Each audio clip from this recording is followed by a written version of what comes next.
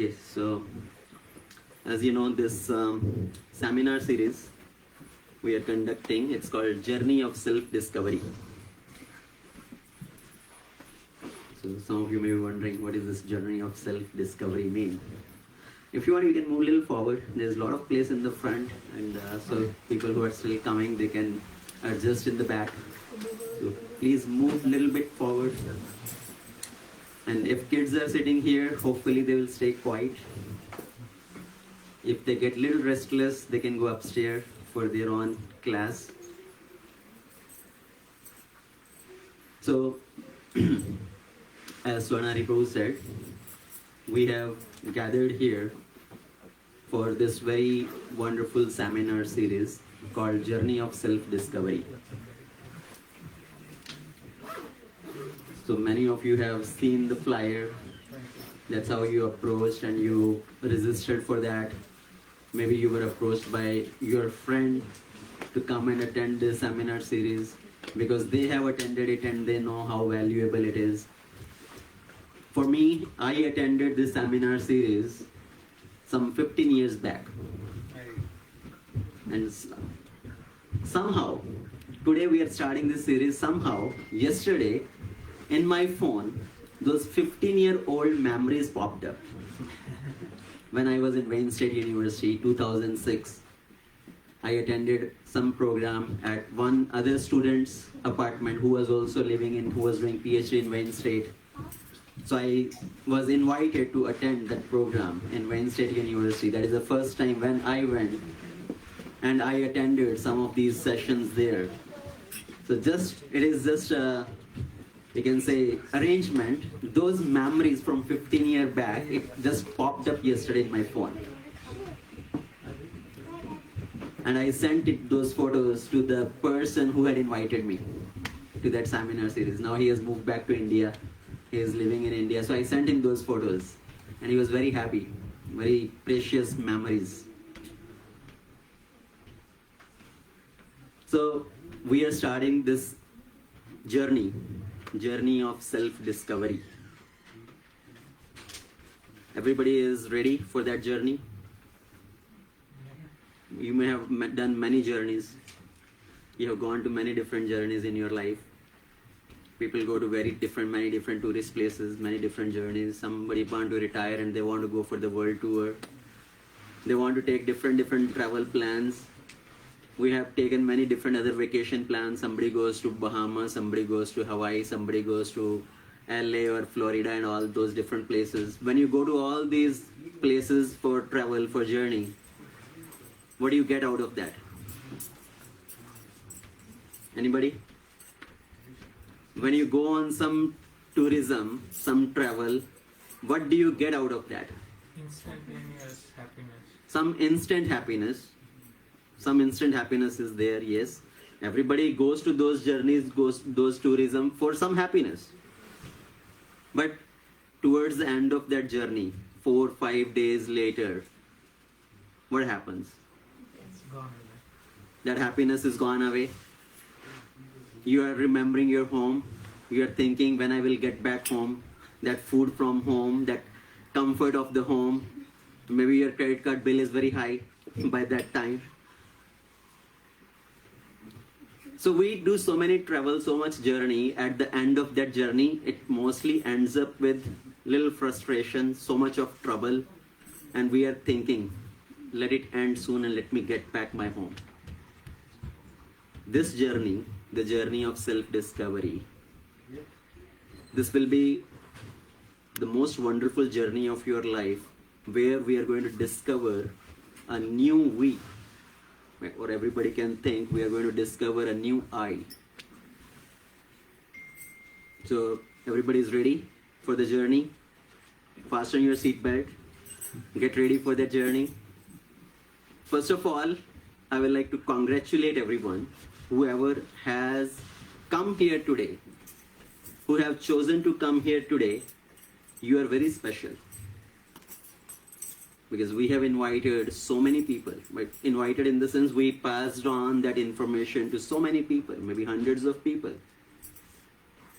with word of mouth by circulating the flyers in different groups. out of all those, few of you have chosen to come here. So you are very special. So a big round of applause for everybody who is here. You can pat on your back. Everybody can pat on your back. Or you can pat on the back of person sitting next to you. Good job. You chose to be here today. So, as I said, all of you are very special. And what makes us special? As a human being, a human life is a very precious life, a very important life. As a human, what is our speciality? What is so special about human beings? What is so special about all of us?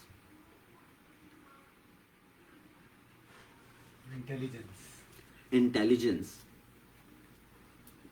Intelligence makes us special in comparison to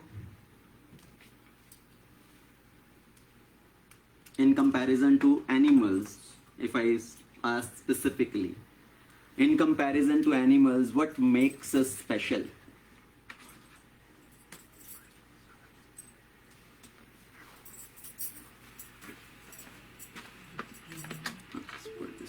Ability to think and rationalize. Ability to think and rationalize, okay. You think animals cannot rationalize? Not as we know. Not as the human can, but yes, animals can also rationalize to some extent. Have you seen a cat? In India, if you see a cat is waiting for you to go out of the kitchen, then she will enter to drink that milk. In my home, I have seen cat will come and open the refrigerator also. Anybody had experienced that? So they also can rationalize. Right? Animal can rationalize. So what is the difference between humans and animals? What makes humans special compared to all other species of life? Not just animals, all other species of life. What is the speciality? If we think we have intelligence, yes, animals also got intelligence. Have you seen a woodpecker? Woodpecker makes very intricate carving on the wood. Very beautiful wood houses. Even you cannot do that. So that is intelligence. So animals also got intelligence. Animals, what is the other difference? Anything else which makes us different from animals? Power of discrimination. Yes, power of discrimination. To some extent it is there in animal, but humans have been given with this higher ability of discriminating compared with animals. If we see the scripture define, there are few things which are common between animals and humans. We also do same things, they also do same things. So the Eastern Vedic philosophy, the Sanskrit text, they say, Ahar nidra bhaya mathunam cha samanyam etat pashubhi naranam. So don't get scared with the Sanskrit words, I will explain what does it mean. Ahar means food, eating. We eat, animals also eat. There may be some difference. We may be eating in a very luxurious way. We may be eating in using fork and spoon with nice plate, sitting on a nice dining table chair. But animals do eat. They may be eating while sitting on the branch of a tree or just on the street or in their nest. So we also eat, animal also eat. What pleasure we get in eating, animals also drive that same happiness. And then next, nidra, sleeping. We sleep, animal also sleep. What is the difference? We may think, oh, I sleep on a nice Dunlop mattress, pillow, in a nice air-conditioned room, nice home. Yes, that's true. We have arranged for those facilities, but animal also sleep. They may sleep on the branch of a tree, they may sleep in the nest, they may sleep in the cave, they may sleep on the street, on the floor. But the pleasure we are getting in sleeping, animal also driving that pleasure in sleeping, in whatever condition they are. The next is bhaya. Bhaya means fear. Human they have fear, they want to protect themselves. We make so much arrangement for our protection. As a human being, we have developed so many methods. We have created missiles and tanks and bombs and rifles and whatnot for our protection. And then we try to utilize our little intelligence to plan for the future. We do some investment, we do some saving, 401k, retirement plan, and this, that. What is that for? Protection, right? Out of fear. What will happen in the future? I want to safeguard my future. So we do protection. Do you think animals do not have that tendency of fear or protection? Animals also protect themselves. We use all this sophisticated system, but animals protect themselves. They may show their claws, their teeth. If somebody try to attack them, they will also try to protect them. So that is also common. And the next one is Mathunam cha, producing children. We produce children. Do animals don't produce children? Some animals may be more expert than you in producing children. We may produce 2, 3, 4, 5, 10 children. There animals, some birds, they have a capacity to produce hundreds of children. We may think, oh, we are very modern, we are sophisticated, we have the facility. When there is a child delivery, we may have a nice facility for a delivery of a child in a nice hospital setup, nice arrangement, doctor is there, nurse is there. And the animal can give birth on the street, in the forest, in the woods, in the cave. But ultimately, the activity is same. We give birth to children, animal also give birth to children. So if we limit with these activities, eating, sleeping, producing children, protecting ourselves, if we spend all our time and energy in those activities, what does it make us different from animals? Spirituality. So that is the next point, right? Up to here, everything is common. So what makes us different from animals is Shastra, they define further. What makes us special? Ahara nidra bhaya mathunam cha samanyam etat pashubhi naranam. Up to here it is common. But what makes special is dharmo hitesham adhiko vishesho dharmena hina pashubhi samana. What makes us different is dharma.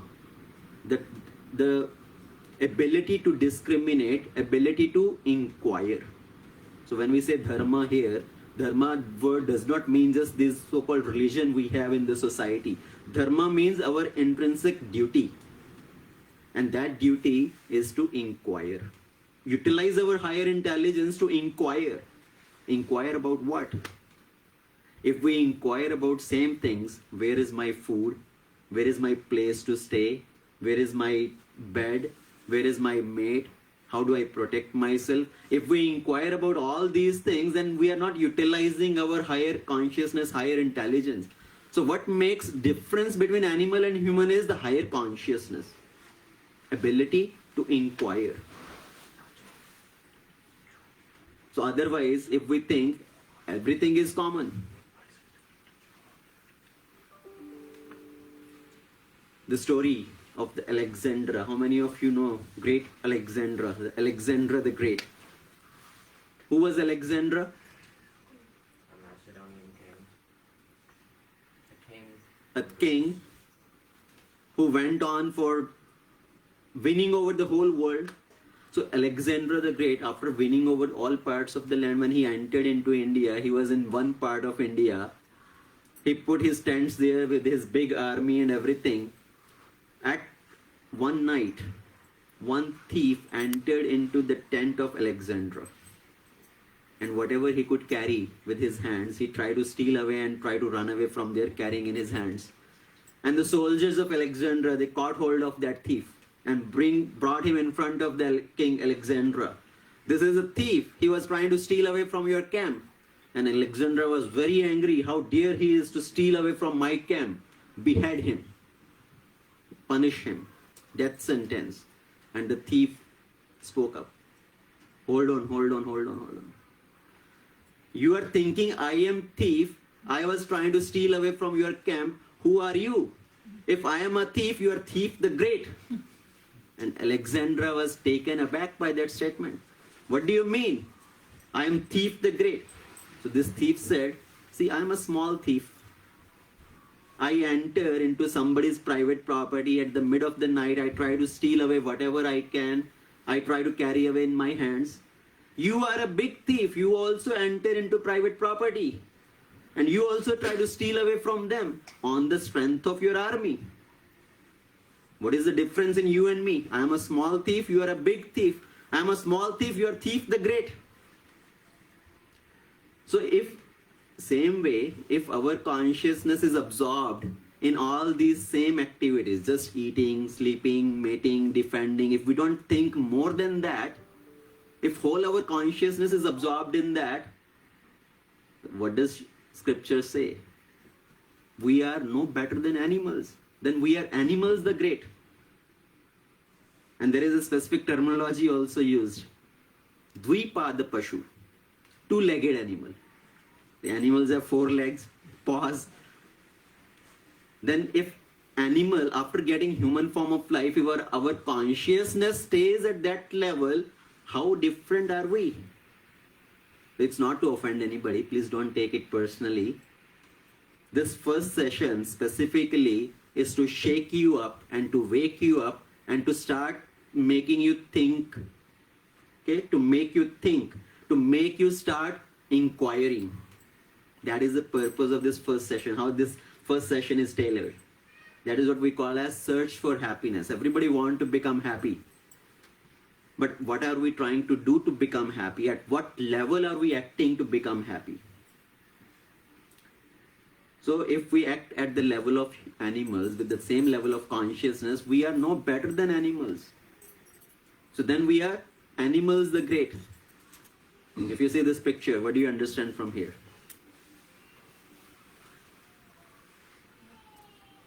So the speciality of human being is higher intelligence, right? Dharmo hi tesham adhiko vishesho. Higher intelligence is given to the human being to inquire. For example, if there is a very rich person, that person has got lot of wealth, but that person, he locks up all his wealth. Right? Everybody understand Hindi? Little bit. A few words you can understand. So in case I speak few Hindi words, at least you don't feel out of place. The kanjus, the miserly person in Hindi or Sanskrit is called kanjus, kripna. Right? The scripture uses this word kripna. A miserly person, he is very rich, but he locks up all his wealth in the, what do you call it, tizori? What is tizori called in English? Locker. Safety, locker. Right? So you lock up everything and you live like a very poor person. He has millions of dollars, but he lives like a very poor person, torn clothes, eating to bare minimum, living like a very pauper person, very poor person. So he's very miserly, kanjus. So same way we have been given with higher intelligence to inquire, inquisitiveness. But if we lock up all that intelligence and utilize that little brain for those same basic activities, eating, sleeping, mating, defending, which is common at the level of animals, then what is the use of getting that higher intelligence? Then scripture says that person is like a kripana. He has locked up all his intelligence and living like an animal only. So the purpose of life is to inquire. And what kind of inquiry we should have? The beginning of human life means Athatoh Brahma Jigyasa. The first sutra of Vedanta Sutra is Athatoh Brahma Jigyasa. Therefore, you should inquire. Any book? Have you seen any book starting with a conclusion? Therefore. Right? We may have seen once upon a time. That's very often, right? You start the book like that, once upon a time. But the Vedanta Sutra starts with Athatoh Brahma Jigyasa. Therefore, you should inquire. What is the meaning? Therefore, you should inquire. Now you have got this human form of life. You have been given with this higher intelligence. That's why now you should inquire. And what kind of inquiry? What should I inquire? Should I ask, where do I stay? What do I eat? Where do I go to job? Where do I go to school? So what kind of inquiry? So first inquiry, what we should be inquiring is, I want to become happy. How do I find that real happiness? How many of you are here who are trying to become happy? Who are not raising hand, they don't want happiness? Or let me ask other way. So if you did not understand my question, I can ask other way. How many of you want to become miserable? Now please raise hand. So you are neither in the category who want to become miserable, nor in the category who want to become happy. What is the middle category? Can you please explain? Sthita pragya. Wow. See, everybody in this world want to become happy, isn't it? And we try to do so many things to become happy. And the culture in this world is, we are taught from the beginning how you can become happy. The parent tell the child, go to school, get good education, get a good degree, get a good job, or settle up nice business, get a good spouse, some couple of good children, a big house, nice cars, good bank balance, some property, then your life is all set. Then you can become happy. Right? That's what we are taught. That is a common culture. Back in India, now maybe the situation is changing a little bit. But earlier what used to be the trend, as soon as a child is born, there is a stamp on the child. Isko to engineer banana hai. Isko to doctor banana hai. How many of you had gone through that? Right? From the very childhood, few-year-old child, parents start feeding in his brain. You are going to become engineer. हमारा नाम रोशन करना है बड़ा होके. You are going to become doctor. आपको तो हमें doctor बनाना है.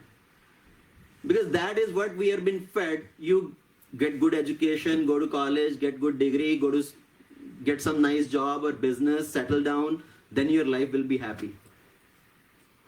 Ask a child who is going to school, my dear son, are you happy? I'm not happy.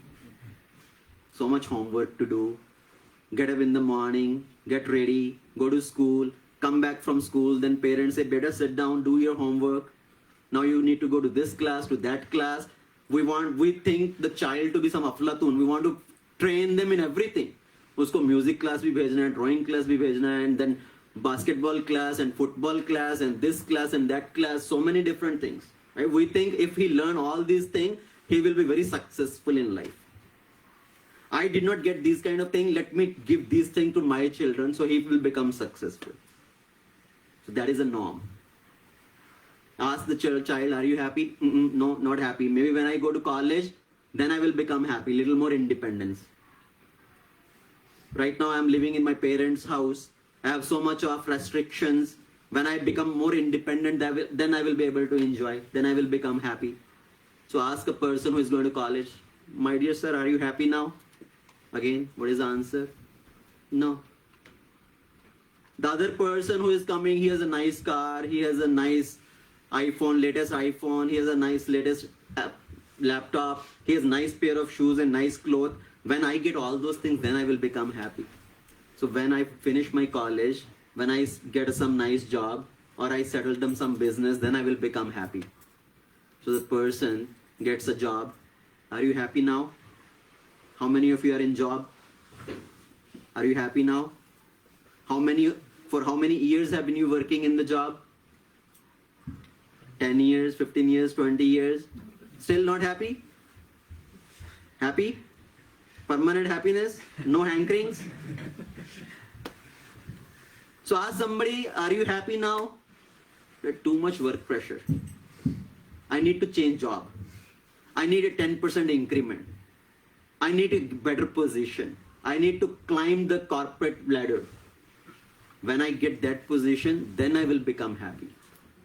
So a few years down the line, he settles little bit in the career. Are you happy now? The person think, now I need to find a nice life partner who will love me, who will care for me, who will cook for me, who will clean for me, who will wash my clothes, do laundry for me. When I find a nice life partner, a very loving life partner, then I will be happy. And then the person marries. After marriage, everybody knows. So we try to find happiness throughout our life in so many different ways. Somehow that happiness slips from our hands.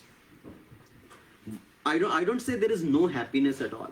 Yes, there is happiness in this world. We are getting little flickering happiness here and there. But along with that happiness, there is another misery, another suffering comes along the way. Is that true or not? We try to become happy no matter how much we struggle, how much we try, how much we endeavor. But again, there is some problem. There is some suffering there. Why? Why is that? Why that happiness is missing in life? Once, if you ask somebody is driving very fast on the freeway, going on a very fast speed, 100 miles an hour, 120 miles an hour, you try to stop that person. My dear sir, stop, stop, stop, stop. Where are you going? That person said, please do not stop me. Just let me go. Don't ask me where I'm going, why I'm going. Just let me go. That is the situation of the world. Everybody is running here and there at full speed. I don't know, where is some fire there and they're going to put off that fire. Where are they going? But everybody is just running here and there so fast, so busy, packed lives. They don't have time for themselves. People are working so hard. Ask somebody, why are you working so hard? Log bolte papi pet ka sawal hai. We have to earn some money. We have to fulfill our needs. Everybody is working so hard. Why they're working so hard? Because we want to eat nicely. We want to have nice comforts. But they are not able to enjoy those comforts. People get out of their home 6 o'clock in the morning to go to work. Why? So that they can earn money. And why you earn money? To eat, and they don't have time to eat. Morning you go, sir, eat breakfast. I don't have time to eat breakfast. I need to earn money. And then you stop at some McDonald's or Tim Hortons or something. What is that breakfast? Take home or whatever that. To go breakfast, to go lunch, to go dinner. At the afternoon, they don't have time to eat lunch. So busy, this meeting and that meeting, and while doing 10 different things and munching little lunch, finding little time to eat lunch also. You are working so hard, and for those same things for which you are working, and for that also you don't have time. What is that life? What is the purpose of that so much struggle? So everybody is running here and there on full fast track. Nobody wants to be disturbed. You invite somebody, please come. Let's discover the purpose of life. I don't have time to discover the purpose of life. I am very busy. So as I said in the beginning, you send invitation to hundreds of people, only 20 people, 30 people came. Rest of them, what is the answer? We are very busy. We don't have time to understand the meaning of life, the purpose of life. Right? So that is the example. Everybody is running on a fast track. No time to stop. Once there were 2 donkeys. Both of them graduated. After graduated, one went to a MNC, multinational company job. After a few years, both of them met on a reunion. And the other donkey asked another one donkey, what are you doing these days? He said, I am working for a MNC, multinational company. I have very good prospectus. See, I am working very hard. The other donkey said, see, I can also get that grass anywhere. I am also living happily. So the other person said, no, I have very high prospectus. What is the high prospectus? Said, once I heard my owner, my washerman, chastising his daughter. His daughter had made a mistake and he was chastising his daughter. Next time you make this mistake, I'm going to get you married with this donkey. So I'm waiting for that day. I have very high prospectus. So now I'm not saying all of us are donkeys, but it's just little matches with our story also. Somewhere it reflects same part. We work so hard, we think I have high prospectus. I need to get settled in life. I need to climb that corporate ladder. I have very high success rate. I have very high prospectus. See, a donkey works for a washerman. The donkey can eat that grass anywhere. But the donkey is working for that washerman, and he thinks the washerman will feed me some nice food. So the washerman loads. So here in America, this example may not fit reflective many people. How many of you have seen donkey in America? But all of you mostly came from India, so you can relate to that. Otherwise, I will not put this example. It's based on audience. So you see a donkey, he works for a washerman, and a washerman loads all the cloth on the donkey and takes for cleaning that clothes. Now even that system is very rare, right, in India also. In villages still you will see that. So the washerman loads all that thing on the donkey, and donkey doesn't want to move. He just keeps standing there. And the washerman, he puts a stick from behind on the donkey, and in the front he hangs a carrot. A dangling carrot in front of the donkey. And the donkey thinks, if I take 2 steps, I will be able to catch that carrot. Aaj to feast ho gaya. So today I'm going to get a good feast. So the donkey moves 2 steps, but as he's moving, that carrot also moves away. He again moves further, and the carrot is moving along with that. By that time, moving, the donkey reaches its destination. The washerman takes off all the load from the donkey and finally gives him the carrot. And the donkey thinks, very nice. See, I did work hard, but I got the result. Now I'm very happy. So washerman washes all the clothes. And after washing the clothes, he again put that load back on the donkey. Now this wet clothes, even more heavy. So he loads all that big burden on the donkey. Donkey doesn't want to move. Again, the washerman will put that stick and a carrot dangling in front, and the donkey start moving. I have high prospectus. I will get this carrot to eat. So that is how we are trying to find happiness in this world. Right? We see some nice imagination, some nice bubbles in the sky, happiness. If I do this, I will get happy. If I get that, I will become happy. Little more hard work, I get this nice car, I will become happy. Somebody has Camry today, he thinks if tomorrow I get a BMW or a Lexus, I will become happy. Somebody has a 2-bedroom apartment today, he thinks if I get a 4-bedroom apartment or a big nice 2,500, 3,000 square foot home, I will become happy. So we are running in that rat race to become happy, and somehow that happiness always slips out from our hands. Yes, there is little flickering happiness there. You ate some nice food, you felt that pleasure. What is your favorite food? Taco Bell. Taco Bell? So you ate Taco Bell, you will feel happy, right? So you will get some pleasure. I give you another second Taco Bell.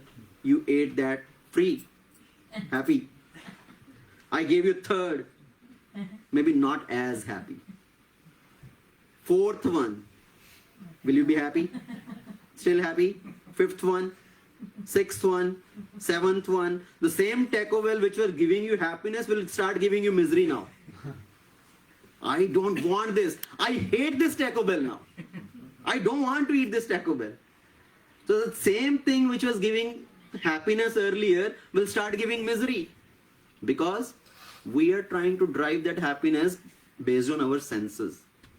And these senses are not permanent. These are temporary flickering happiness there based on that sense enjoyment. And in this world, that's what people are trying to do. Once, 4 people, they went to New York City. 4 people from the village. They went to New York City first time. Villagers, never seen New York City. And they have only one day in New York. So they thought, we have limited time, let's go all in 4 different places, 4 different directions, try to see maximum whatever we can see, then we will again meet together in the evening and tell each other what we saw. So they booked a room in a nice hotel on a 100-story building, and they all went in different directions. Somebody went to Statue of Liberty, somebody went to Empire State Building, somebody went to the Center City Park. So they all went into 4 different directions, spent their day. At the end of the day, they came back in the hotel. Let's go to our room, and while sitting in room, we'll tell each other what we saw, what we liked, and what we enjoyed today. And there was power outage. Somehow, there was no power that evening. Maybe some hurricane came. So, elevator is not working. Room is on the 100-story floor. What to do? We are village people. We are strong. Let's take the stairs. Who cares for elevator? Let's climb up the stairs. We are strong people. So they started climbing the stairs. And while climbing up the stairs, they told, let's start talking. One by one, everybody will tell about their experience. So as they are moving onto the stair, first person started telling, oh, I went to Statue of Liberty. A statue of a woman tall in the middle of the water with a torchlight in the hand. And the other person started telling about the Empire State Building. And as they are getting up and up, 3% told about their experience, got to maybe 90th floor or something. They went to that level, and they asked, the 4th person is becoming more and more nervous, tensed. And as other 3% are done narrating, they asked this 4th person, now it's your turn, you please narrate. And this person started crying. What happened? Why are you crying? If I tell you, you will also start crying. They say, please tell us what happened. Say, you know what? We already came to almost 100th floor, but I'm very sorry to tell you, I left the key of the room on the ground floor. So climbed all the way up to 100 floors, and this person is now telling, I left the key on the ground floor. Anything rings a bell in your mind? We have come all the way so far in our lives. 40, 50 years of our life. We have left our homes, we have come here. Somebody has come, left India, coming to America, higher prospectus in life. I want to make big in life, land of opportunity. Or we have done so many things in our life to become happy, right? We have gone through 15, 16 years of education. We have gone through 10, 20 years of work experience, work career. But somewhere along the way, we have left the real purpose of life behind. We have left that key somewhere. And we are trying to become happy in artificial things, in artificial way of life. We have left the values of life somewhere. And we are thinking, I will become happy one day. I will get the best out of my life. So that is the situation with most of the people in this world. People think happiness means wealth. Happiness means money. How many of you think there is a relation of money and happiness? Please raise hand. You think there is a relation of money and happiness? So to some extent, yes, we need money to fulfill the basic needs of life. But there is whatsoever no relationship of wealth and happiness. In this world, you will see so many people who are freaking rich. Still, they don't have any happiness. There's a person who has got tons of wealth, but he got such a disease. He says, I am ready to pay off all my wealth, give away all my wealth, if one time I can urinate without pain. That is the situation. And somebody may be very poor, but still he is very happy. So there is no relation of wealth and happiness. Happiness is state of your mind. It's a state of your consciousness. Somebody can be happy without any luxuries of life also. And somebody can be miserable with all the luxuries also available. But we have been fed from the beginning. Get good education, get good marks, get a good degree, go to college, go to good job, earn a lot of wealth, you will become happy.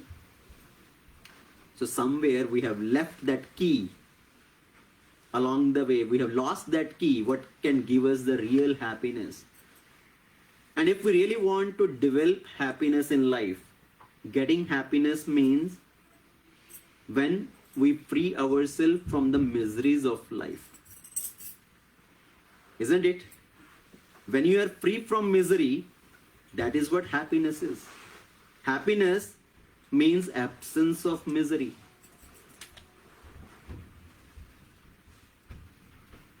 But for that, now we have to understand what is the misery, what is the problem of life. If I ask you, what do you think is a problem of life? What do you think is really a problem? Because unless we understand the problem, you cannot solve the problem. Even in mathematics, unless you understand the problem, you cannot solve the problem. Isn't it? So to solve problem in any field of life, be it mathematics or physics or economics, in any field of life, to solve the problem, you first have to understand the problem. Until you understand problem, what you will solve? So same way in our life, if we don't understand what the problem is, how you are going to solve it? If somebody is getting headache, what do you do? So if you get a headache, what do? You take some medicine. So today headache, you took medicine, Tylenol or Morphine or whatever. Tomorrow again headache, again you took Tylenol. Day after tomorrow again headache, again take a medicine. Is that a solution of the problem? So maybe the headache is coming again and again. Maybe there is some other problem. And you are getting the fever also. Maybe there is some other root cause of the problem.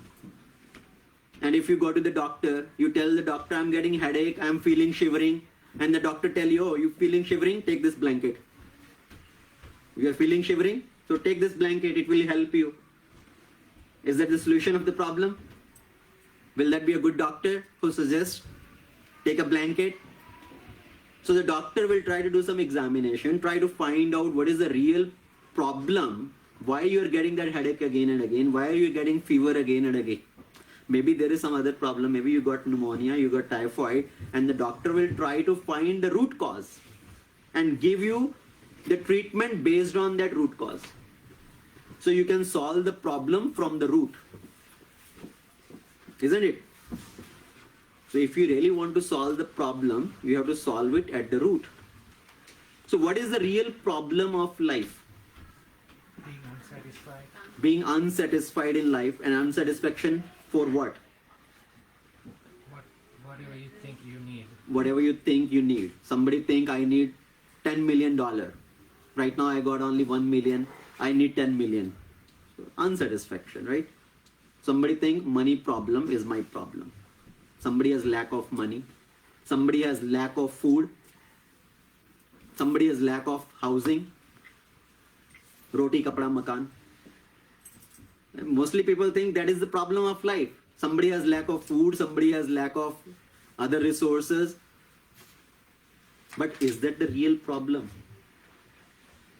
And one man's problem may not be other man's problem. You have money problem, but the other person may have plenty of wealth. You got food problem, other person doesn't have food problem.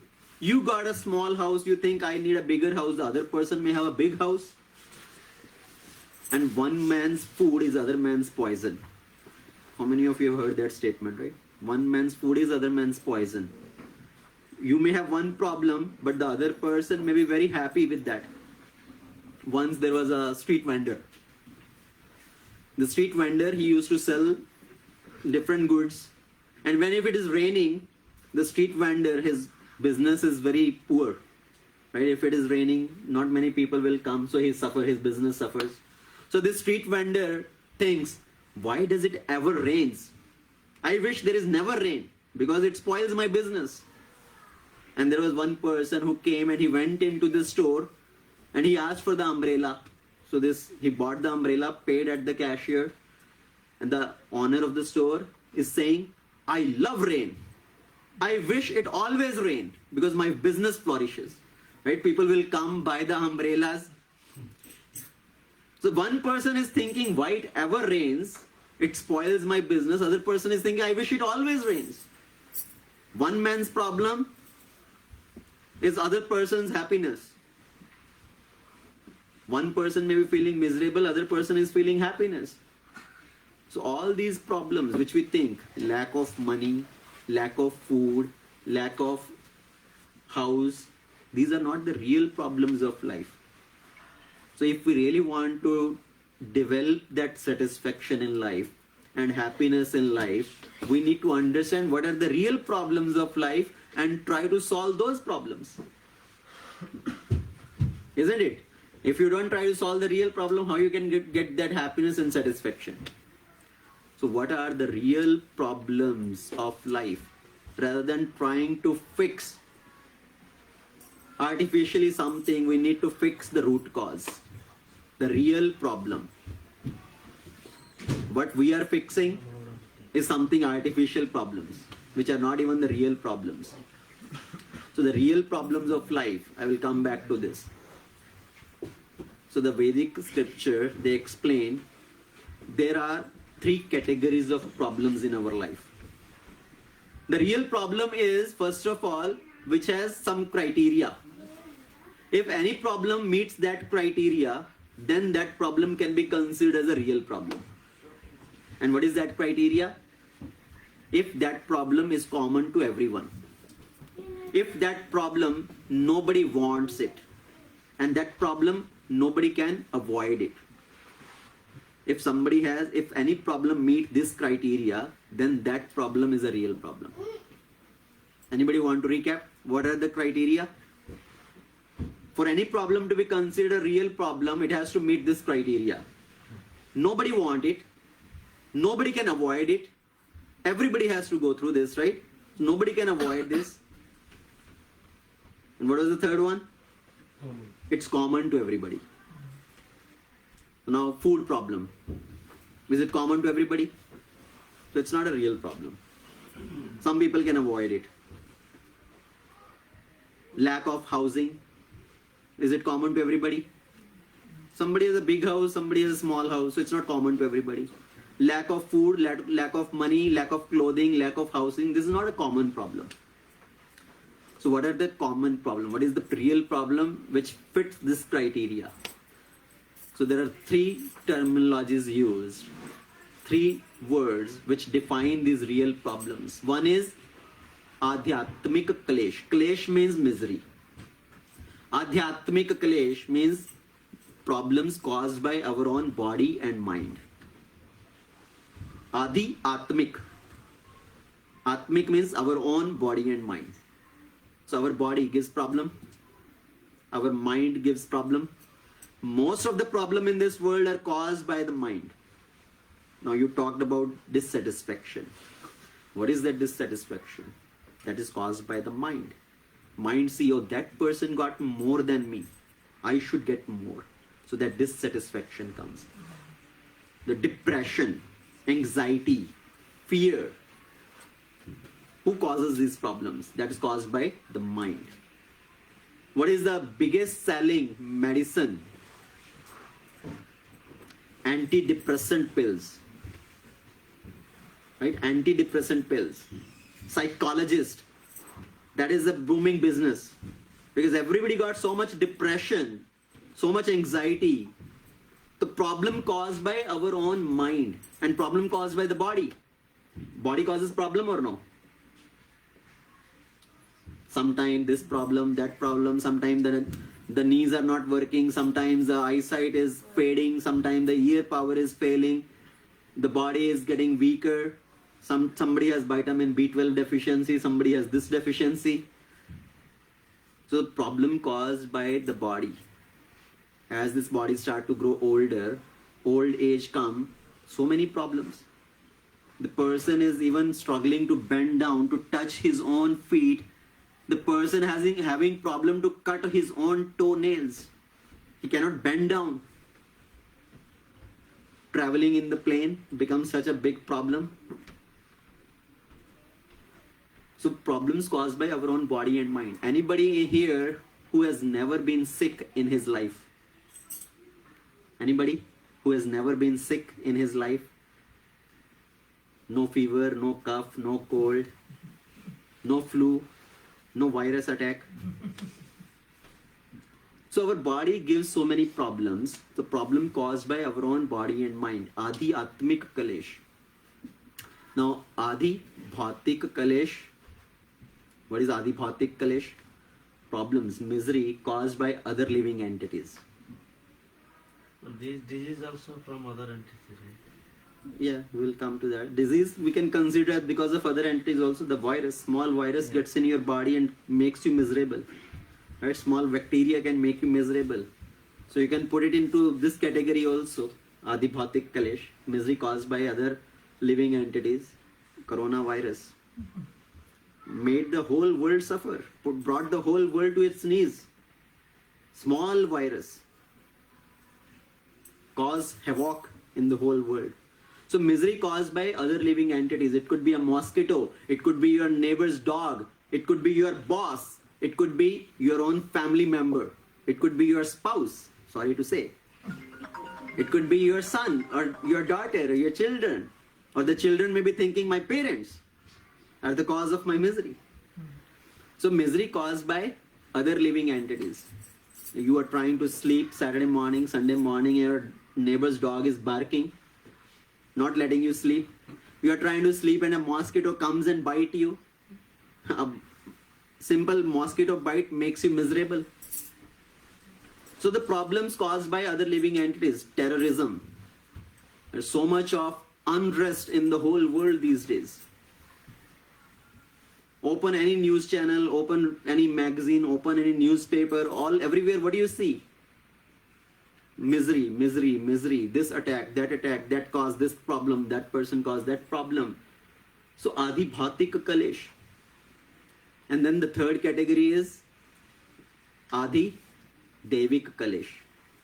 Adi Devik Kalesh means caused by the higher nature. The misery caused by higher nature. What is the misery caused by higher nature? Weather problems, right? Too much snow, sometimes too much heat, sometimes there is a hurricane, sometimes there is tsunami, sometimes earthquake. So all these things keep coming. In America, this is very common, right? We keep giving new names to the earthquakes and the tsunamis. Sometimes I even don't remember all these names. Alpha, beta, delta, gamma. They try to give fancy names, make it look good. So all these miseries keep coming. Miseries caused by higher nature. We don't want too much snow. Everybody thinks, oh, I wish this winter season there is no snow. I wish this summer season it stays very nice temperature. I wish there is no earthquake, no hurricane, no this, no that. But all these things keep coming. And with all our scientific advancement, can we avoid these problems? Can you avoid all these natural calamities? Why not? We have done so much scientific advancement. What is the use of this advancement? Right? We claim, see, we have progressed so much. We have made such a advancement in the society. But with all that advancement, we cannot stop this natural calamity. At the best, what we can do? At the most we can do is blow our sirens. Please vacate this land. Right? There is a tsunami coming. There is an earthquake coming. Please.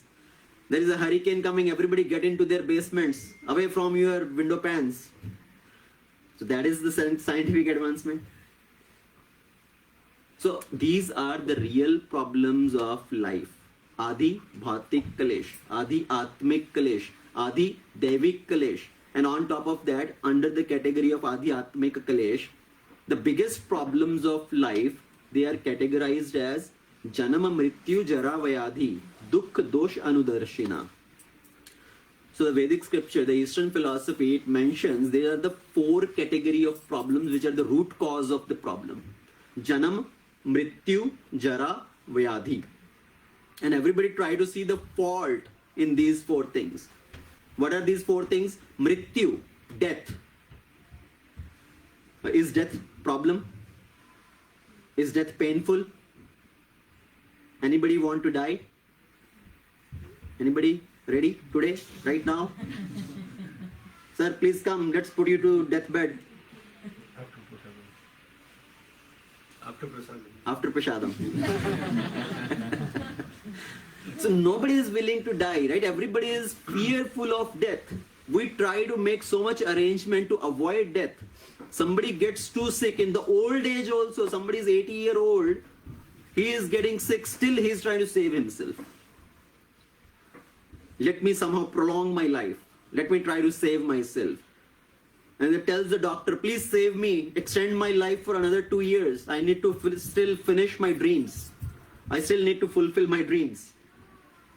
So everybody is scared of death. Mrityu. And the pain at the time of death. You know how much is the pain at the time of death? It says at the time of death, somebody experiences the pain as of 33,000 scorpions biting. Anybody has experienced one scorpio bite? One scorpio bite you have experienced? Is it painful? Too much painful. Just imagine 33,000 scorpions biting at a time. That is the pain one experiences at the time of death. The eyes start to bulge out. The throat start to choke. It's filled with all the mucus. It's so much painful. Nobody wants to experience that. But we see people dying all around us. We think, I will never die.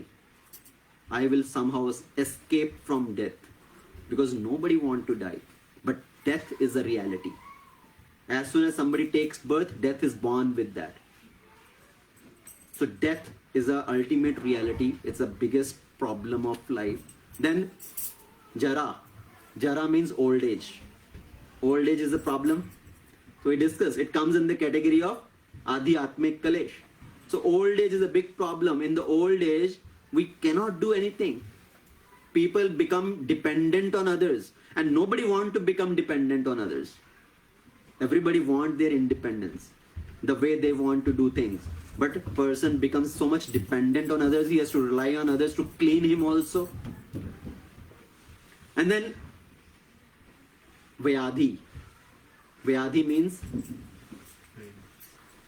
disease. Disease. As I asked earlier, nobody in this room can claim I have never got sick in my life. Right? Everybody has got something or other. If you think we have never faced any misery in life, any problem in my life, we need to garland you. We need to put you on a special seat. We need to honor you specially. Because everybody in this life, they are going through some misery or other. And the disease is very painful situation. Anybody in this room has suffered from COVID-19? Or your relative, your friend circle, anybody has gone through that painful situation? A small virus caused the person so sick, he is bedridden for so many days. Some people have to go to ICU. They have to use external help for breathing. It's such a painful situation. So disease. And we think we have become scientifically advanced. We can won over. We have prolonged the life. People think we have extended the life.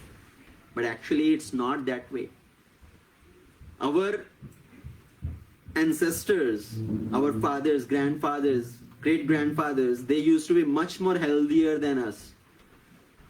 At the age of 70, 80, they will be still having so much physical strength.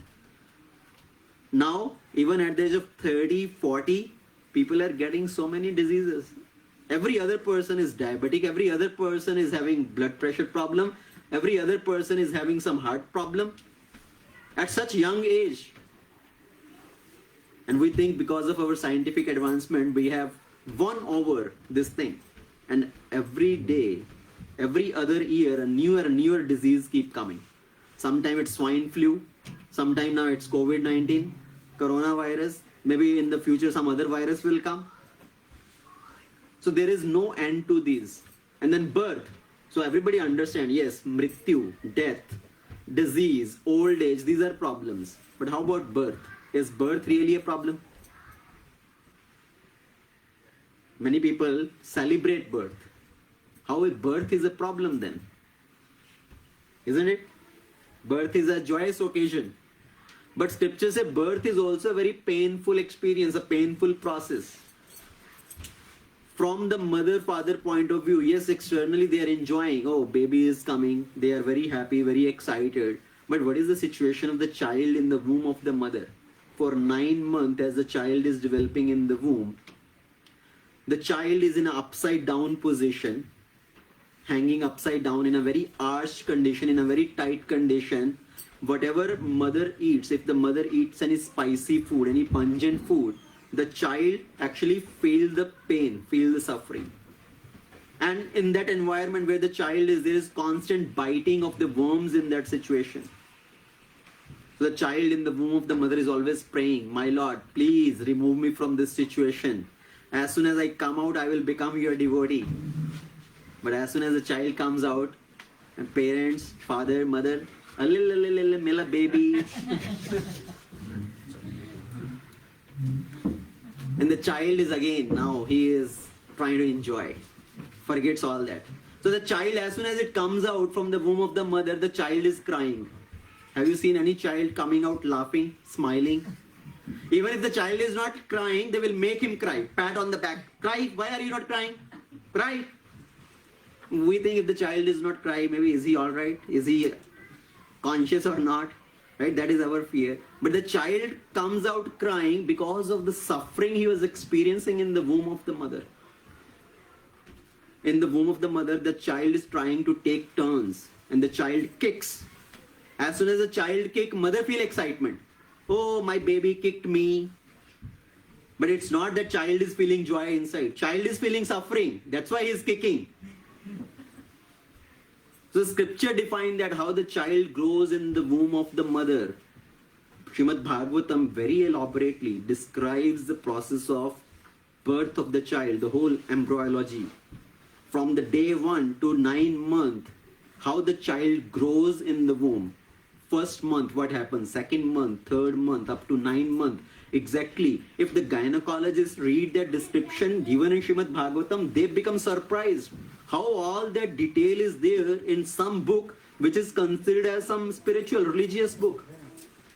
But Bhagavatam, Bhagavad Gita, this is not just a religious book. This is a life manual. It's a book of knowledge, universal book of knowledge. So Bhagavatam describe all that detail.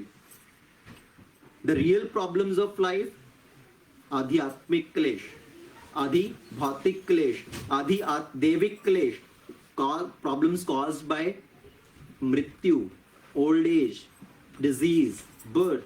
These are all the real problems of life. Now I see everybody has become so tensed, so serious. We came here in search of happiness. Is it really search of happiness or search of misery? If we were not even aware of all these things earlier, now you spoke so much of all these misery, we became even more miserable. Earlier I didn't know all that. So earlier I was in ignorance. Ignorance is bliss. Right? Earlier I didn't know, so I was happy. Now I came to know, oh my God, there is Adhyatmik Klesh. Arey Baba, there is Bhautik Klesh. There is Adhyatmik Klesh. Now I have become miserable. No. The purpose of this is to understand the root cause. To understand, to go at the root, so we can try to solve the problem at the root and try to understand how to solve the problem, how to drive that real happiness. Because right now we are trying to drive that happiness at this bodily platform, at the level of sense perception. In the media, everywhere it proposes, right? You look everywhere outside in the world, what does it say? Enjoy as much as you can, you will become happy. Buy the best clothes, buy the best gadgets, go to the best tourism place, go to this new restaurant, eat food there. So do this, do that, you will become happy. There is big billboards. You drive on the freeway, everywhere there are billboards flashing. You do this, you will become happy. You get this, you will become happy. You enjoy this, you will become happy. And we are trained in that way. That is where we are looking for happiness. But ultimately, where does the real happiness lie? That's what we have to understand. Because if we are trying to find that happiness based on sense perception, that happiness is very limited. And that happiness always lead to the problem. So how to solve our life problems? If we try to find happiness based on these senses, based on our eyes, ears, touch, smell, tongue, actually all these senses, they lead to further misery. And there is an example based on each sense, how it causes further suffering, further problem. Now for the eyes, the example given is of a moth. Moth is very much attracted to the flame, to the light. Right? As soon as the moth sees the flame, the fire flame, is very attracted towards that. And the moth wants to run towards that fire. As he gets closer and closer, he may be feeling enjoyment. Oh yeah, this is very attractive, very happy. But as soon as he gets more and more closer to the fire, the same moth towards which it was attracted is consumed by that fire. So his eyes, which were attracting him towards that fire, become the cause of misery, cause of problem. And the ear, for the ear, example is given of the deer. Ear, deer. The deer is very much attracted to the music. As a hunter goes in the forest to hunt the deer, he play nice music. The hunter will play on the flute to attract the deer, and the deer is very much attracted to that sound vibration, to that music. And that is how he gets in trap of that hunter. And it ends up with his life. He gives up his life. The example of touch. We want to touch some soft thing. We want to enjoy. The example of touch. How the touch leads to misery. Example is given of elephant. The elephant is very much attracted to the she-elephant. He want to run towards the she-elephant, want to embrace the she-elephant, enjoy in that way. And how they catch the elephant? They catch a she-elephant, they train a she-elephant to how to allure the he-elephant. The she-elephant will go in front of the he-elephant and try to attract. And they have digged up, the hunter have digged up a big hole and covered it up from the top. So the she-elephant will go in front of the he-elephant, attracts it and starts to run away. The he-elephant is so much attracted, he is maddened with that, he wants to embrace that, runs behind her, so she will come to that pitch. And she will go around, she is trained in that way, she will go around, the elephant will come in its madness and fall in that ditch. So they will catch off that elephant, and that big giant elephant who can such a powerful become a slave of a 6-foot person. They just show a stick and this elephant is slave. So the touch, which leads to misery, leads to suffering. And then smell. We want to smell some nice things. We want to enjoy in that way. We think if I smell some nice aroma, nice fragrance, nice perfumes, it gives me happiness. All our senses are very limited and ultimately causes misery. Example for smell is musk deer. A musk deer, actually, musk deer in Hindi it's called Kasturi Mrig. So Kasturi Mrig, it has Kasturi in his navel and it's getting the fragrance from there. But he is not able to find out from where that smell is coming. And he is searching for that source of the smell. He runs far away places. Where that smell is coming? Smell is coming from inside his body only, his navel. But he's searching for that object outside. He runs here and there. Ultimately, he ends up in a deserted area where there is no water, nothing, and he dies out of thirst. Our example is also like a musk deer only. We need to find that real inner happiness. But we are trying to find happiness externally in the outside world. In different things, we are running behind those things, and ultimately we just waste all our life like that. So musk deer and tongue, we want to enjoy, we want to taste nice foods, nice things. And ultimately that causes suffering. Because of our unrestricted eating habit causes so much suffering. The example given is of the fish. So they put the bait. No matter how full the fish is, as soon as she sees that bait, she's attracted towards that.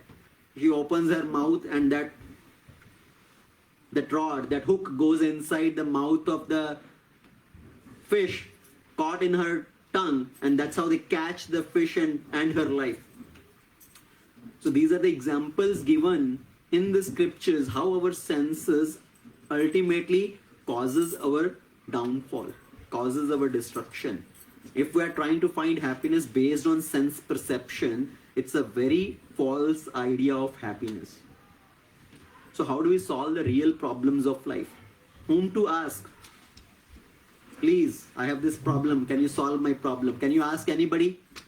See, everybody want to speak. I'm sitting here, I'm speaking. Speaking is very easy. क्या लगता है बोलने में? So everybody want to speak. You tell your friend a problem without asking, can you please guide? They will start giving guidance. Everybody want to give instruction. Everybody want to give their opinion, their ideas. Oh, even if you go tell your friend, I heard that my medical report says I got heart problem, and they will start guiding you for that also, as if they are heart specialists. Oh, I think you should do like this. I think you should do like that. Everybody feels themselves to be expert. So everybody want to speak, but whom to ask? From where do we inquire? Can you go on the street anywhere and ask anybody, sir, I have got this problem, can you solve my problem? Can you ask anybody? So if you got heart problem, can you ask your friend, I need a heart surgery, please guide me? So you will go to some specialist who is expert in that field. You cannot just ask anybody on the street, please help me solve this problem. What will that person say? Get out from here. I also got so many problems. First, let me solve my problem. How can I tell you what to do? You think you are miserable. I am also very miserable. So everybody is suffering. How can they tell us how to solve our problems? So whom do we ask? What is the source of getting right knowledge? That is our next topic now. From where do we get the right knowledge? From where to inquire? See, so far, what we covered so far, if we take a quick recap, how are we special? First of all, how are we special? If we want to compare with other species of life, as a human being, what is special about us? If we understand what is special about us, then if we want to become happy, how to become happy? Where do we miss something? What are the real problems of life? Because if we want to solve the problems, we have to understand what is the problem. So now we understand what are the real problems of life. I want to find a solution of these problems. So from where do I get the solution? From where to ask for solution? So the next topic is how do we acquire knowledge? Method of acquiring knowledge. So how do we try to acquire knowledge in this world? Anybody? Google. Right? Everybody have their guru, Google guru these days. Anything you want to search, go to Google. Google Baba ki jai. So is Google a reliable source of information? Anybody can put anything there. I can put my philosophy, somebody can put his philosophy, and they will confuse you to the fullest extent. So how do we acquire knowledge? So there are three methods of acquiring knowledge. The first method is what we call as Pratyaksha Praman. Pratyaksha Praman is people in this world, all of us are scientific people, right? Everybody mostly in the field of science. Anybody in a different field here? So all scientific people, what do we say? I believe what I see, what I feel, what I can touch and smell, what I can prove in the laboratory. Seeing is believing. Right? So we say, I believe what I can see, what I can feel, what I can smell and touch. With my sense perception, what I can gather the information, that is how I gain knowledge. So that is called Pratyaksha Praman. Direct sense perception. Now, is that method of direct sense perception, is that the right method of acquiring knowledge? So we'll come to that point. Second method is Anuman Praman. Anuman Praman is based on your hypothesis, based on logic and inference, right? Neti, neti. Oh no, it's not like that. It is like this. Maybe it is not like that, it is like that. So you keep doing some hypothesis. Based on some previous acquired knowledge, you try to judge and evaluate. That is Anuman Praman. Third method of acquiring knowledge is Shabda Praman, hearing from a bona fide authority. So, Pratyaksha Praman. What is the limitation of Pratyaksha Praman? We say seeing is believing. Whatever I can prove in the lab, that's what I believe. So, but our senses are very limited. Now, what do you see here? Straw is bent. Straw in the glass. If you see that straw, it will appear to be bent. Because our eyes have limitation. Our senses are limited. Our senses have tendency to be illusioned. How many of you have you seen optical illusion? Optical illusion, right? On the street you are driving, and sometime while driving, in the sunny day, it appears as if there is water on the street. What is that? Optical illusion, mirage. You see a mirage on the street. It appears to be water on the street, which is not really even there. So our senses are imperfect. Our senses have tendency to be illusioned. Our senses, or we have the tendency to commit mistake. To err is human, right? We commit errors. We commit mistakes. Nobody can consider I'm perfect. I have never committed any mistake. So our senses are imperfect. We have tendency to be illusioned. We have tendency to commit mistake. And then on top of that, we have cheating propensity. People give so many theories, so many philosophies just to cheat others, to make our purpose solved.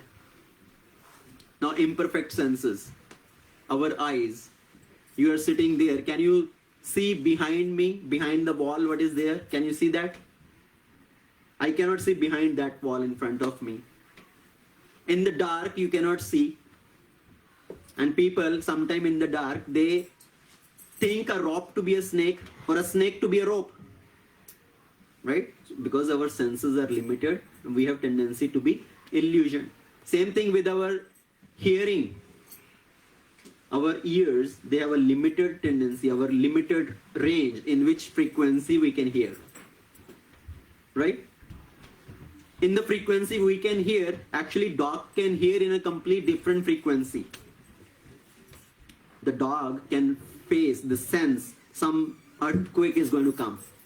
They can sense that, they can hear that frequency. The cat can see very perfectly in the dark, which we cannot see. So we have limited senses, we have tendency to be illusioned.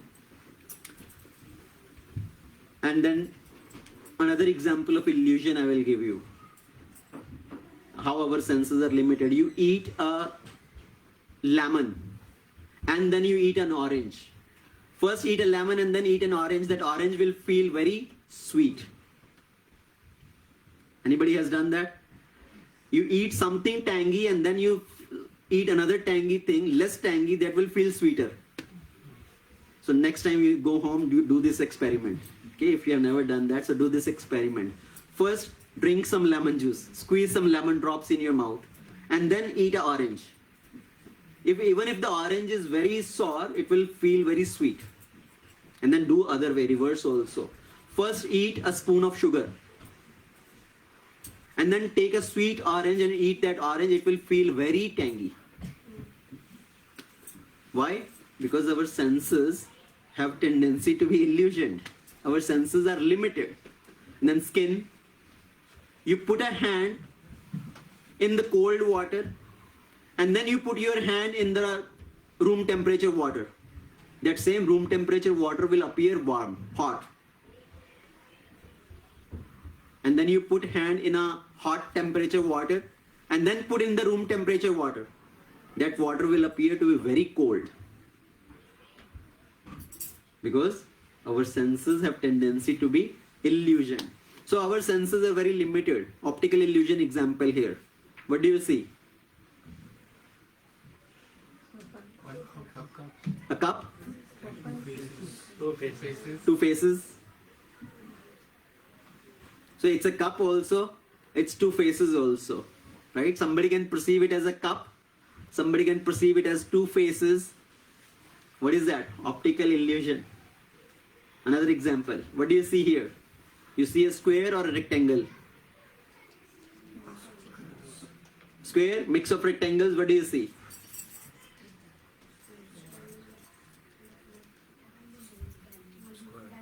Or you see a diamond. So everybody can perceive it differently. The point I'm trying to convey here is our senses are limited. Our senses have tendency to be illusioned. We have tendency to commit mistakes. So based on senses, whatever knowledge we acquire, if we think, I believe only what I see, what I touch, what I smell, if we believe knowledge based on that only, then that's not the right understanding, right knowledge. And then I will jump to the next one. Anuman Praman. Knowledge acquired based on hypothesis. It's called Dr. Frog philosophy. How many of you are aware of Dr. Frog philosophy? There are many Dr. Frogs sitting here. What is Dr. Frog philosophy? Once a frog from Atlantic Ocean came to a small well. Met another frog there who was living in that small well. And that frog living in the small well was Dr. Frog. So this frog from the Atlantic Ocean, he told this Dr. Frog, you know what? I came from an Atlantic Ocean. It's a huge body of water. And this Dr. Frog, he started comparing with his well. Oh, is it bigger than my well?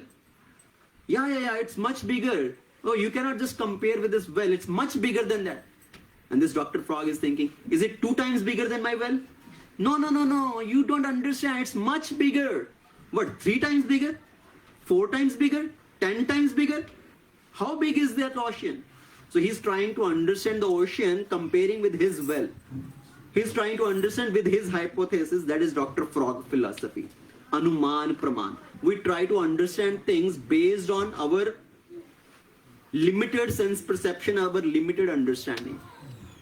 How this world came into existence, how the human came into existence. There are so many theories. Big Bang theory, Darwin theory. What are all these theories?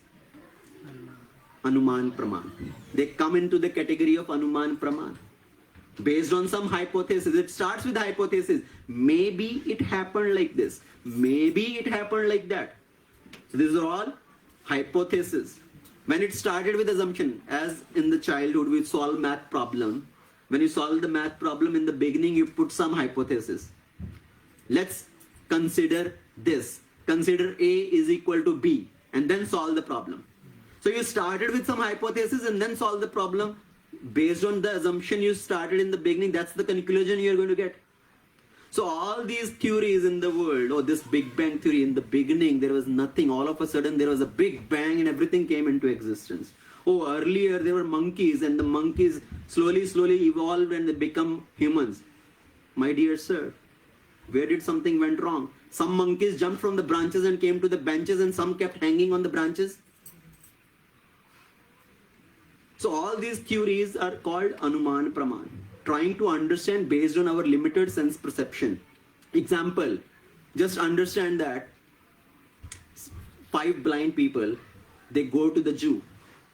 They have never seen an elephant and they want to understand the elephant. So all these 5 blind people, they start touching different body limbs of the elephant. Somebody touches the tail of the elephant, somebody touches the body of the elephant, somebody trunk of the elephant, somebody touches the leg of the elephant, somebody touches the ear of the elephant.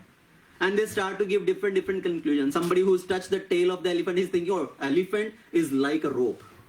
Somebody touched the trunk of the elephant, he thinks, oh, elephant is like a horse pipe. Somebody touched the feet of the elephant, oh, elephant is like a giant pillar. Somebody touched the stomach of the elephant, he thinks elephant is like a flat wall. Somebody touched the ear of the elephant, he thinks elephant is like a swinging fan. Somebody touched the teeth of the elephant, he thinks elephant is like a sphere. So based on their different limited sense perception, they try to understand. Now there, a person comes who can see, who can explain the elephant. So he comes there and tell, my dear sirs, this is not the rope or the wall or this or that. Actually, elephant is like this. So he explains. Then the person can understand. But based on their Anuman Praman hypothesis, they will be misled, mistaken. Another example, my favorite example, I give this example very often. Once there was a medical conference.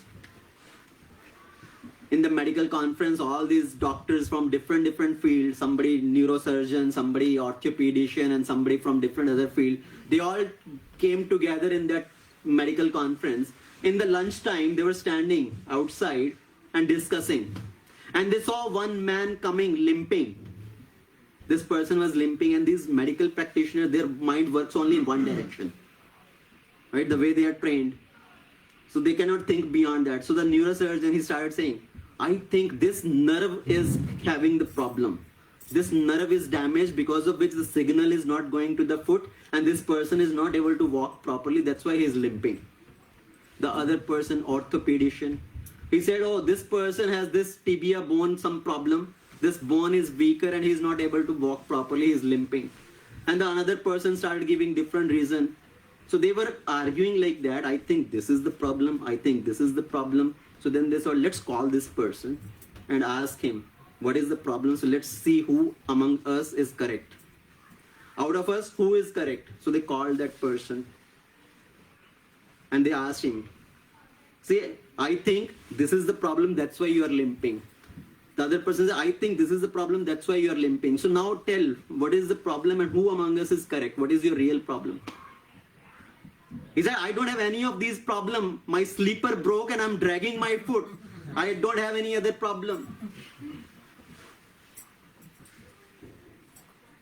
So everybody is thinking based on their conditioning, their thought process, and try to come to some conclusion.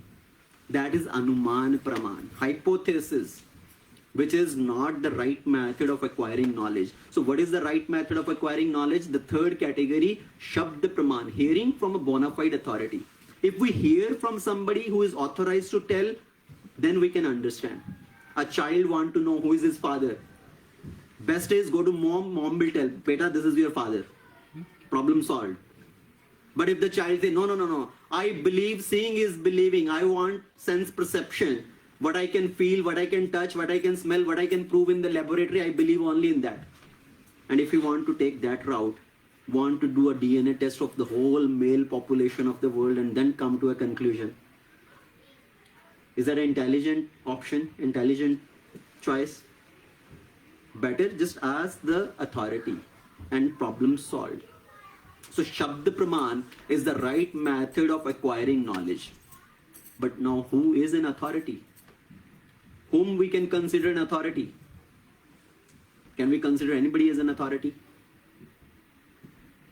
What is the criteria for something to be considered as an authority? Number one, it has never changed with finding of the new proofs. It has never been proven wrong, and it has never failed the test of time. So one is, it has never changed with finding of new proof. It has stood the test of time, and it has never been proven wrong. Now all these scientific theories, do they change with time? Different versions of theory coming, 1.2, version 2.0, version 3.0. So every few years there is a new version of the theory coming. Earlier they thought life existed up to 6,000 years ago. Right? Life started 6,000 years ago. Now with more finding of facts, they started claiming, oh, life existed maybe 25,000 years ago. With more finding of proofs, they started claiming life existed up to 100,000 years ago. With all these scientific findings, with finding of the new fossils and all that. So these theories keep changing. And a lot of theories fail also. Somebody gives the one theory, another person proves something else and brings another new theory. So what is the authority which has stood the test of time? It has never been proven wrong. It has never been changed with finding of new fact. That is Shastra. Scriptures. What is mentioned in scripture, it has never been proven wrong. It has stood the test of time and it has never changed with finding of new facts. So the Vedic Shastra, what we say Vedic Shastra, the Vedas, Upanishads, the Puranas, these are called the Vedic Shastra. Bhagavad Gita, the essence of all the Vedic scripture. So Bhagavad Gita has 700 verses, 700 shloka. 5,000 years ago, Krishna spoke that Bhagavad Gita to Arjuna. 700 shlokas, same 700 shlokas are coming now also. It is not that 700 became 698 or 702. Somebody subtracted 2 out of that or added 2 into that. It is still same 700 shlokas. Somebody can give new commentary to that based on their understanding, but nobody can change those shlokas. So the universal book of knowledge, like the life manual, it has never been changed with time. It has never been proven wrong. Nobody can challenge that, oh, this thing is wrong. It does not apply to the current time. It was maybe true 5,000 years ago when Krishna spoke. Doesn't apply now in this current time. No, sir, it applies today also perfectly well. It can still fit into all these current life situations also. And then it has never been proven wrong. And then the Vedic scripture, another one, Bhagavatam, it has so many of the descriptions which were there 5,000 years ago spoken in that, which science is still finding now. In the recent times, they have discovered those. Bhugol. Bhugol means earth is round. In the recent science, when was it discovered earth is round? In 1500, so 500 years ago. But Srimad Bhagavatam, which was written in 5,000 years ago from now, there it is described, Bhugol, that earth is round. So that information was available that time. Now 7 continents. When did we come to understanding that there are 7 continents? 7, Saptadvipa. In recent history, in recent science, we came to know there are 7 continents. Earlier they thought there were 5 continents, then they came to 6, then they came to 7. Now in scripture, it is already defined, Swaptadvipa, 7 continents. Again, put in writing 5,000 years ago. And then there is description in the scripture about cow dung and cow urine, how pure it is. Now there are so many medicines being made from cow dung and cow urine. There are so many patents there with that technology, which says, earlier scripture already saying, cow dung and cow urine is pure. And then I gave the example of embryology, how the baby grows in the womb of the mother from 1 month to 9 months. This is in detail described in scripture, in Srimad Bhagavatam.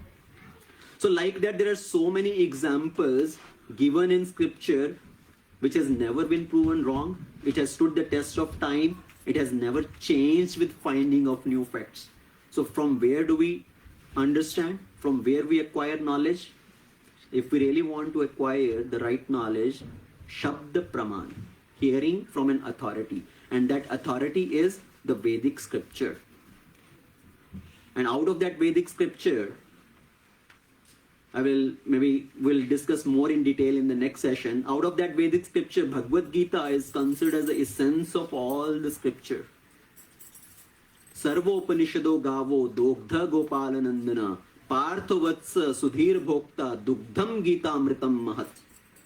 Krishna churned out the essence of all the scripture and gave it in the term of Bhagavad Gita, which is the essence of all the scripture.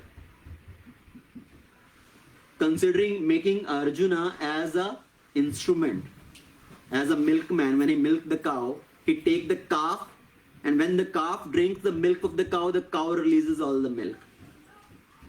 So as a milkman uses calf as an instrument, Krishna used Arjuna as an instrument to churn the essence of all the scripture and give this knowledge, Bhagavad Gita, essence of all the scripture, just in a condensed verses, 700 verses.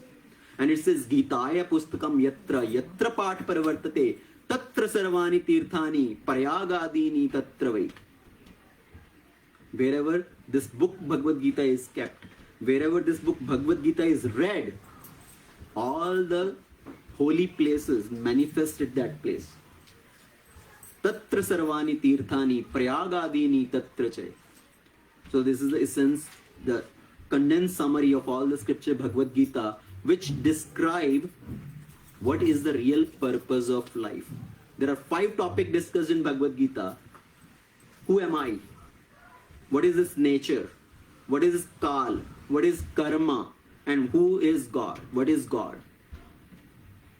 So these 5 topics are described in Bhagavad Gita, and in this journey of self-discovery, inquiry, when we say inquisitiveness means, what is the inquiry we should have? What is the purpose of my life? Who am I? What is this nature? What is my relation with this nature? How can I live in harmony with this nature to derive the best use of my life? Who is the controller behind this nature? What is my relationship with that controller? These are the inquiries one should have. And how I can develop that relationship with that controller. So our today's session, as I said in the beginning, was to shake you up and to wake you up, to bring you to that level of inquisitiveness, to ask the right question. And in the coming sessions, we are going to discuss more in detail about the various topics which I just mentioned. So that is our journey of self-discovery, to understand who really I am and how I can really become happy by fulfilling the real purpose of my life. So thank you very much. Please forgive me if I stepped on somebody's foot. That was not the intention. I was just quoting some examples for easy understanding. Okay. Srimad Bhagavad Gita ki jai, Srila Prabhupada ki jai. So if anybody has any question, or I have a quiz for you guys. Very basic quiz, not too hard. Just to understand if we really got the essence of today's session, today's topic. Before I move to the quiz, you have the choice, you have the opportunity to first ask. If you have any doubt, to clarify that doubt before I ask you the question. So another 5 minutes at the most, then lunch is waiting for you. Please do not leave without having lunch. So anybody has any question or comment? Either it went all above your head, or you are all very intelligent, you have completely absorbed everything. Any question online? Okay. Any questions? No? So I have a question. So you're saying you should always inquire. Inquire, yes. Yeah. So can you summarize that inquiry? Inquiry, so what I was saying is, inquiry means, first of all, we should understand what should I inquire. Right? So that is the first step. What should I inquire about? Should I inquire about where is my food, where is my place of stay? All those basic activities of life, if we just focus on all those activities, then we are not utilizing the real purpose of human life. So our inquiry should be, what is the purpose of my life? Who am I? What is everything around me? What I see in this? Why there is so much suffering in this world? I don't want this suffering. Why this suffering is imposed upon me? Why this keep coming again and again to me? I want to be happy, but again there is some other suffering. So why there is suffering in life? Why it is being forcefully imposed upon me even though I don't want it? How I can get rid of this suffering in life? What is the real purpose of my life? What is this whole nature? How I can live in harmony with this nature? How can I drive the best possible use of my life? So that is the kind of inquiry we should have. So that is real inquisitiveness. Athato Brahma Jigyasa. One should inquire. So first intelligent choice is understanding what should I inquire.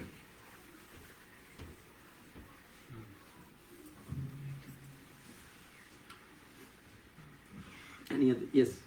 In these scriptures, is there any, in which class comes the trusted advisor, the role of a trusted advisor? So trusted advisor. So first of all, when you say in which class, can you?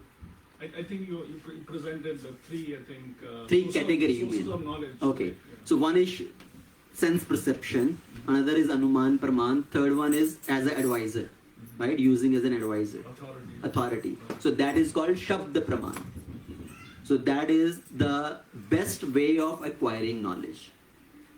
Right? Inquiring from somebody who knows, who understands. So for example, we go to a teacher, we went to school, we understood from a teacher. That teacher has a teacher from where that teacher learned. That teacher has another teacher from where that teacher understood. So if we trace back the root, it should go to some source who is the source of everything, who is the teacher of everybody. Who is that? That is God. So every knowledge, all the knowledge is coming from God. If in that way, in a descending order, if we acquire knowledge, that is the right way of acquiring knowledge. So the method of sense perception or inference, that logical understanding, that method of acquiring knowledge is ascending order of acquiring knowledge. So we think, oh, it happened like this. We go up. Maybe it happened like this. So we try to go up, up, up to understand. But the Shabda Praman is descending way of acquiring knowledge. It is coming from the highest source, down, down, down. In that way we receive the knowledge, right? The way of schooling education. This is descending order. We learned from our teacher, he had learned from another teacher. So today you understood something and you go and tell somebody else. What is that? Descending order of acquiring knowledge. So having a advisor in our life, having a mentor in our life, that is Shabda Praman, hearing from an authority, rather than reinventing the wheel every time. And in offices also, what do? Will they allow you to re-research everything? Or we have a very nice guideline processes. Right? In safety, we have analysis guideline document, modeling guideline document. Why is that? What is that? Somebody has done that work and they present it. Okay, you follow this now. Don't reinvent the wheel. Don't waste your time. Otherwise, we'll be just going in circles, wasting our time. So best is Shabda Praman. Yes. So if you don't know what the problem is, then you can't find the authority. Yes. So that's why Athato Brahma Jigyasa means first of all, we need to understand who am I? Right? What is the purpose of my life?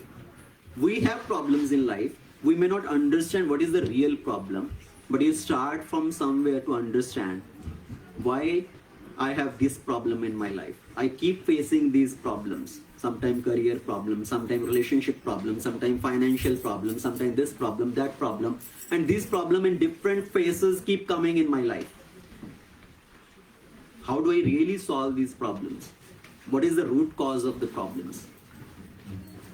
So that is from where the inquiry starts.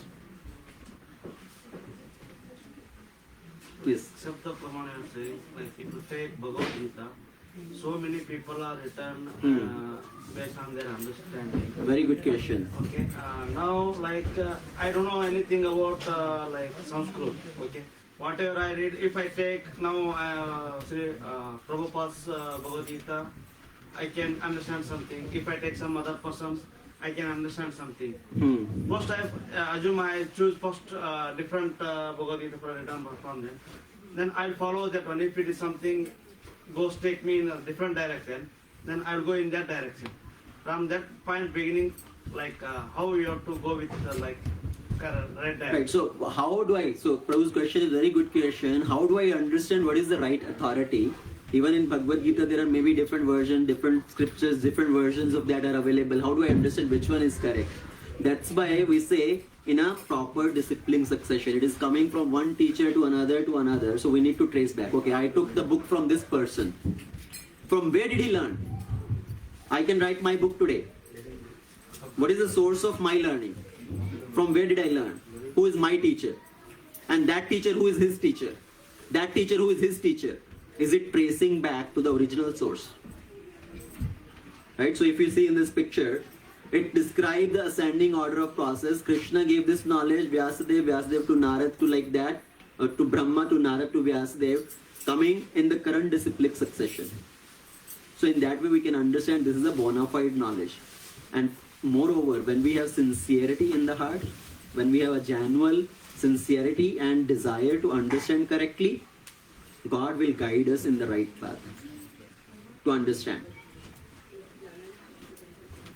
Right? So he will guide us. He is sitting inside the heart as Paramatma. So he will also guide us to the right source.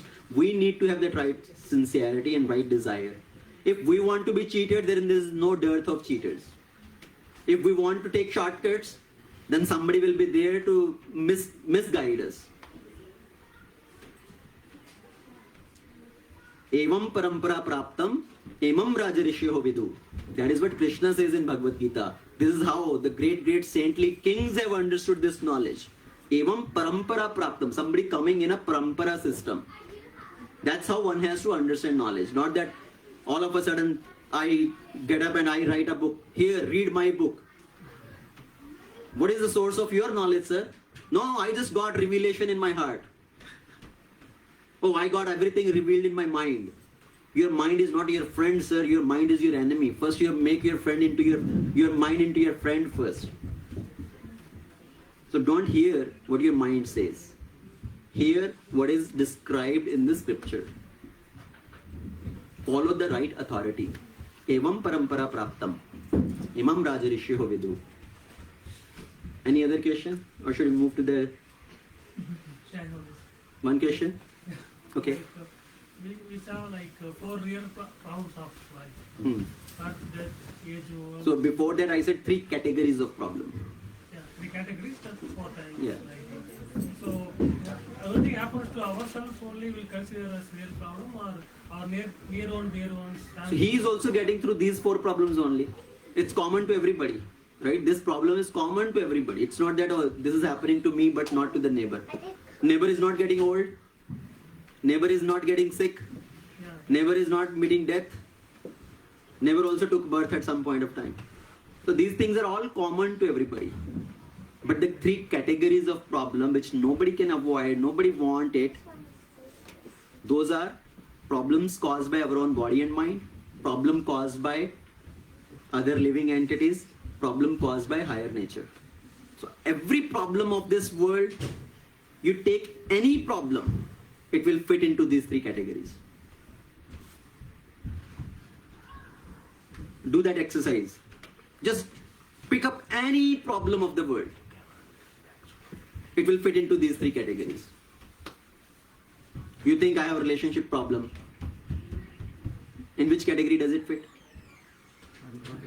Adibhautik klesh, problem caused by other living entity. Oh, I am trying to tell my wife do this, she is not listening to me. I am telling my son do this, he is not listening to me. They are causing me so much problem and headache. What is that problem? Adibhautik klesh. Oh, my neighbor is always angry at me, he is always scolding me, he is always shouting at me. What is that problem? Adibhautik klesh. My neighbor's dog come and he poops in my lawn. What is that problem? Adibhautik klesh. So you think any problem of this world, it will fit into these 3 categories. And what is the solution of that? That's what we need to understand. First of all, who am I? I don't need to work on the bodily platform. I need to work at the level of my real identity. So no more question. Everybody is hungry.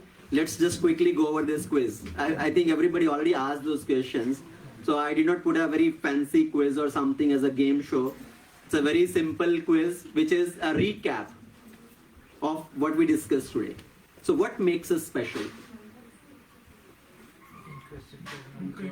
Inquisitiveness, right? The higher intelligence. That's what makes us different from other species of life, that we have been given with higher intelligence the power to inquire. The animal cannot inquire. Who am I? Why am I having this problem? Why am I suffering? What is my relationship with this universe, with this nature, with this the creator of this nature? So animals are not given with that ability. Human has been given this ability, higher intelligence, to inquire these questions. So that is what makes us special. What are the real problems of life? So you just ask that question. Right? The real problems of life in these 3 categories. Adi bhautik klesh, Adi atmik klesh, Adi devik klesh. Janam mrityu jaravayadi. How to acquire knowledge? What are the methods of acquiring knowledge? Please list the 3 methods of acquiring knowledge. Sense perception, authority. Hypothesis. Hypothesis, Anuman Praman, right? And then Shabda Praman, hearing from an authority. So 3 methods of acquiring knowledge based on sense perception, based on inference and logic, hypothesis, based on hearing from an authority. And then what is the criteria for something to be considered an authority? It does not change over time. It does not change over time. Never proved wrong. It has never been proven wrong. It's with the It has stood the test of time. Right? It has never been proven wrong. Whatever is mentioned in that has been come true. And it has stood the test of time. It has never been changed with time. So these are the criteria for something to be considered authority. So again, it fails the sense perception and Anuman Praman, because those will not fit into these categories. So thank you very much. That is our today's topic. I think it went little long. So these 7-day series, 7-session series, the way it is designed, the way it is tailored, every day session will fall within 1 hour to 1.5 hours, depending on the topic. Some may be 1 hour, some may be 75 minutes, like that. So today, because it was the beginning session, the way we pick up a momentum, it took some time, right? When the train starts, it's pick up momentum, it takes some time, and then it gets onto the track. It runs at that speed. So today was our first day of picking up that momentum, so we went little over. So I'm really sorry about that. But from next session, it's going to be a smooth flow. Please do not miss that complete journey. If you really want to understand the systematic flow of knowledge, try to attend it in a regular way. Okay, thank you very much.